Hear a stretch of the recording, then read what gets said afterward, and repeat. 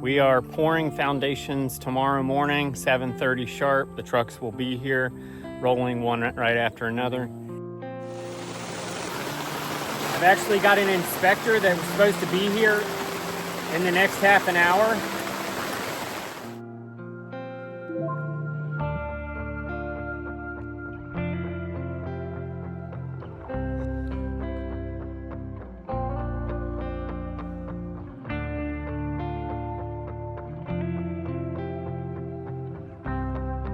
Hey, yeah, I just got the text. Are you telling me we can't pour tomorrow? Oh, dadgummit. Yeah, all right, thanks.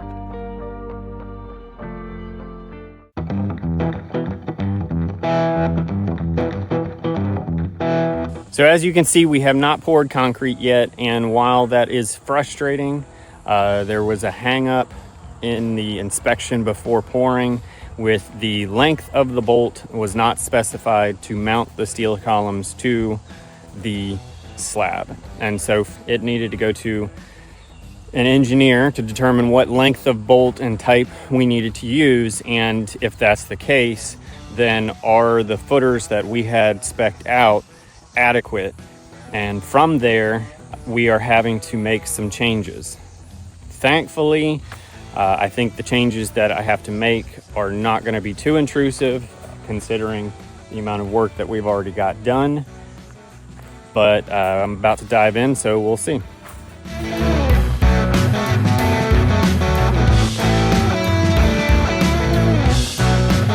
We are adding some spread footings to add some additional reinforcement where the columns are going to sit, meaning digging out the footing into the interior of the slab a bit more, adding some steel, and just making sure that everything is set and ready to go before the next time we hit inspection.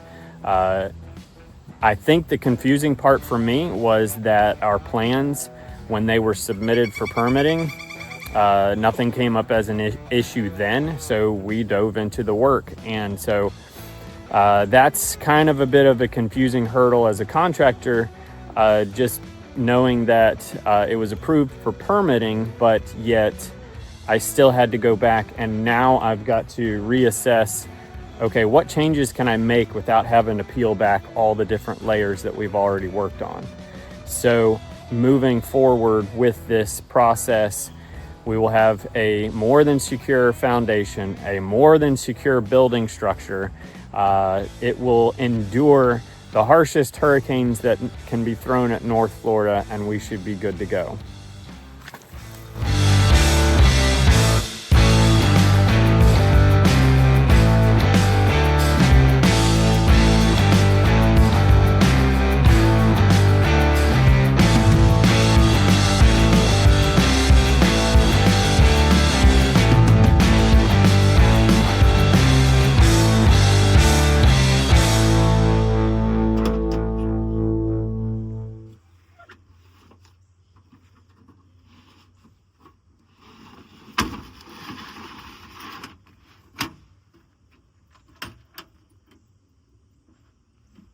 So with all the changes that we're having to make on the foundations with the spread footings and then adding steel to the bottom, what the engineer spec'd was throwing 30-inch and 42-inch pieces into these footings, and it was slightly intimidating for me because I didn't have the tools to do this.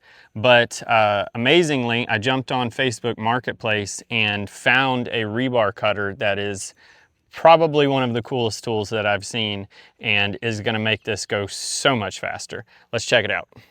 All right, so this is the tool that I picked up from Facebook Marketplace. I was actually going to rent one, but for the cost of renting it for 3 days, this is actually what I paid for it in total. And the cool thing about Marketplace is not just getting a tool, but sometimes, like in this case, you run into a guy who has been using this for the past 30 years in his business, and he's now retiring, and he gave me a whole tutorial on how to use it. He gave me a whole huge amount of parts and pieces and the case that comes with it and explained to me how to use the tool. He also made this base for it because in the process of cutting the rebar, it does kind of want to move on you. And then he told me, he said the best thing to do is to set up a system, especially if you're doing repeated cuts like we are, is to actually have a stop board like this. So I actually cut 104 pieces at 30 inches yesterday in probably the course of about 20 minutes, just by running it up to that board and cutting it. So I'm actually I'll show you how this works. So basically you lay the rebar in and you just hold down this trigger.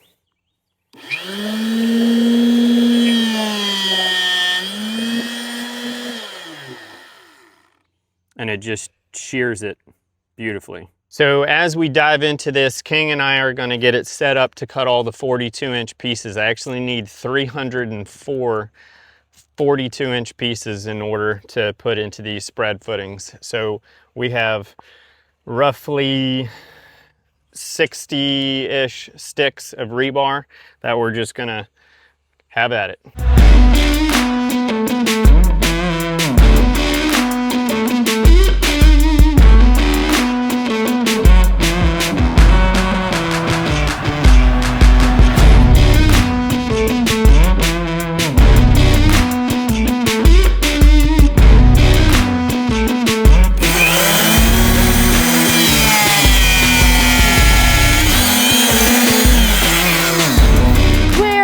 Done!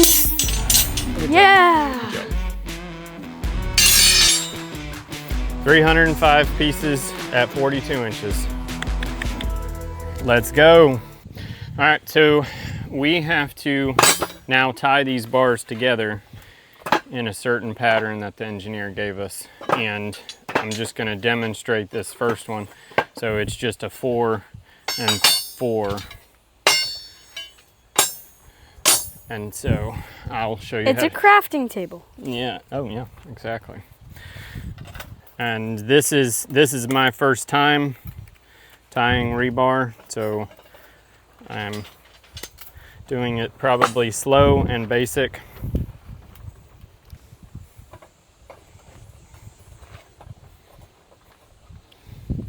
And I'm gonna come back with my pliers and tighten them up. But I'm just getting them in place right now.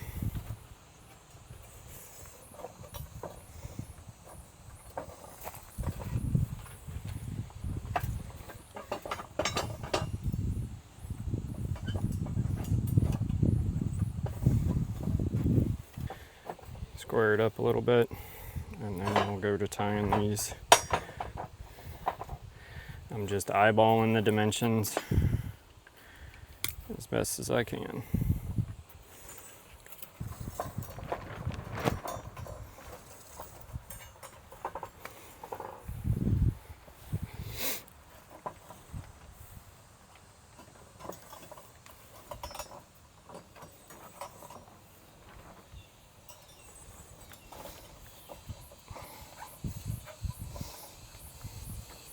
So I've got 40 cages to make. I've got 3 done. So long day ahead of me, but at least that cutting is out of the way, thanks to King and that awesome tool from Marketplace.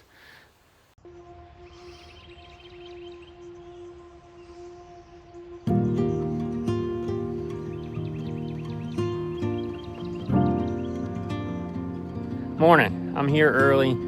I have inspections set for the house and the barn this afternoon. I've requested late in the afternoon, but ultimately it could come as early as noon. So I knew I needed to get over here and tie things up, finish all the parts and pieces that I've got on the rebar footings, and just try and get it as tidy as possible prior to those inspections. I'm looking forward to getting through this and getting into the pour on Monday. We're just praying for an easy, quick inspection.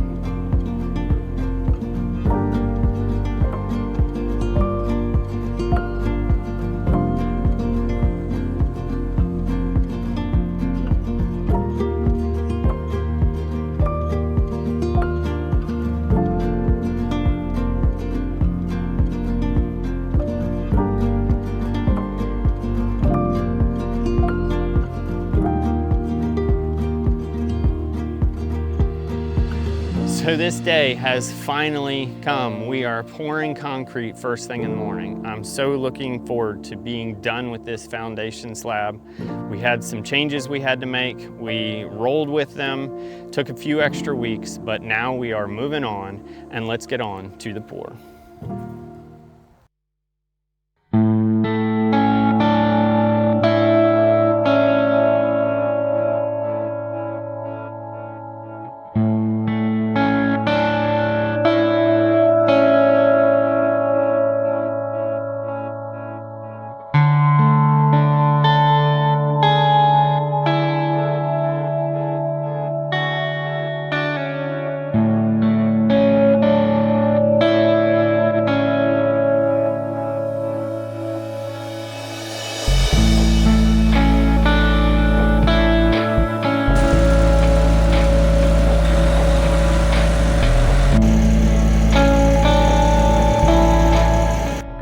King and I are here watching the guys get set up to do the concrete pour.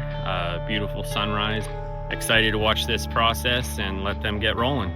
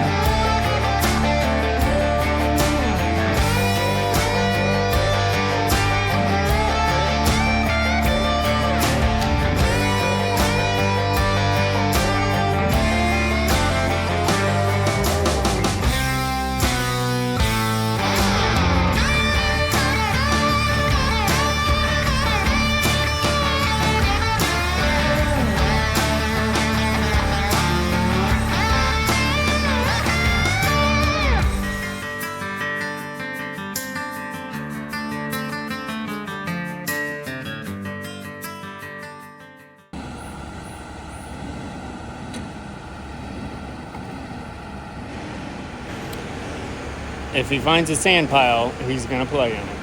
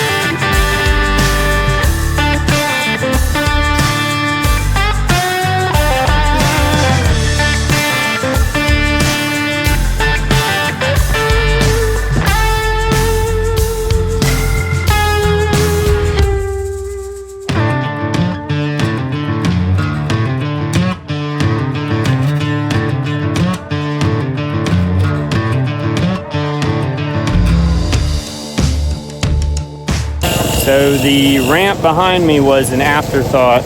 We had 4 to 5 yards of concrete left over, and very quickly just threw up some forms and filled it in. So I will definitely have to take out these 3 trees to have access to it, but at least I've got the start of a nice stable ramp.